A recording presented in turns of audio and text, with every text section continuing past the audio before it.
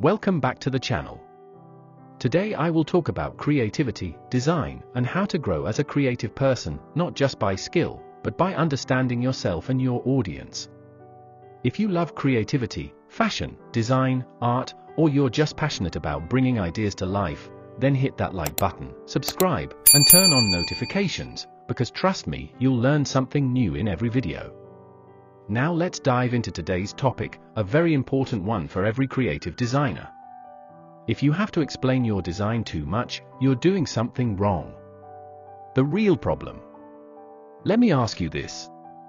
Have you ever shown a client your work, your design, your sketch, your concept, and you find yourself explaining over and over again how great it is? You keep saying, look at the detail, or it's unique because, or you just need to imagine it finished. If you've been there, I've been there too, then this video is definitely for you. Because here's the truth. If you have to convince a client too hard that your design is good, then something is off. It's either your design isn't strong enough, or you're showing it to the wrong client. Or, sometimes, the client doesn't even know what they want. Knowing your target audience. As creative people, we often make one big mistake: we try to design for everyone. But creativity doesn't work that way. You can't design for everyone, because not everyone will understand your concept, your taste, or your artistic direction. That's why every creative designer must understand their target audience. Who are you creating for? Who connects with your vision? Who naturally gets your style without you needing to explain? When you design for people who understand your concept, your work speaks for itself. They don't just see the design, they feel it. The designer's confidence.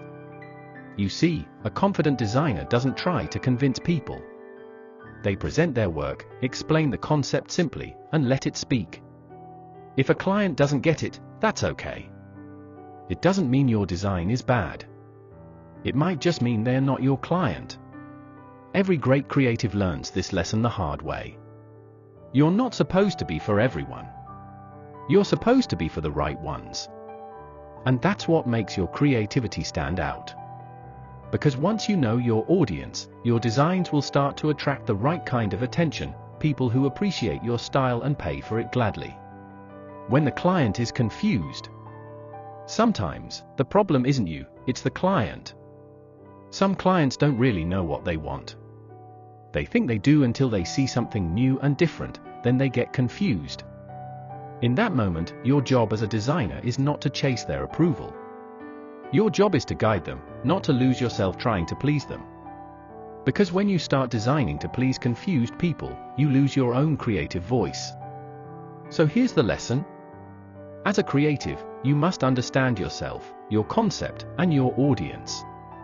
When you have these three in sync, your work becomes clear, powerful, and attractive. And remember this, no matter how good your design is. If your client doesn't like it, at that moment, you have failed that particular project. Not because your work wasn't great, but because you designed for the wrong person. That's why understanding your target audience is not optional, it's essential. So if you've ever struggled with clients not understanding your work, take a step back. Ask yourself, who am I really designing for?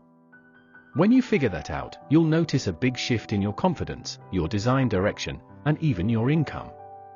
If you found this video helpful, please like, subscribe, and turn on notifications. Because on this channel, I'll be sharing more real creative lessons like this. Lessons that will help you grow, improve your mindset, and become a better creative person. Thank you for watching, and always remember, creativity isn't about designing for everyone. It's about designing for the right one. See you in the next video.